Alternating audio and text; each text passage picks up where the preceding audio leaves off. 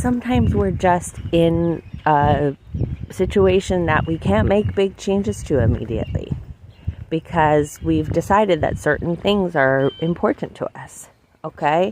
So for example, I've decided that staying involved in my child's life is important to me. And one of the things required for that in this culture and in my specific co-parenting dynamic is that I have, a traditional income, a separate certain kind of housing, and that he, attend public school, etc. So within the constraints of my current reality, and in acknowledging the long-term goal that I have created because I want it, I don't think that all parents need to stay involved in their parents' lives. I think it's optional. Every single thing on this planet is optional.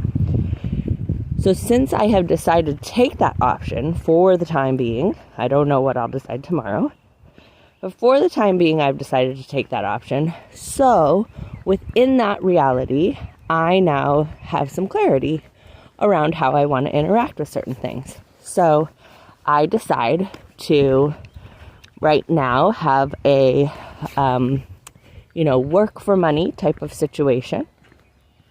And I decide to pay taxes, and I decide to pay for housing and pay for food and get him up and send him to school. And when my, animal body starts to have fears or desires around any of that, I say, oh, I hear you. I know this is not quite what you want. I love you so much. I'm going to take good care of you. I do a lot of distress tolerance and soothing.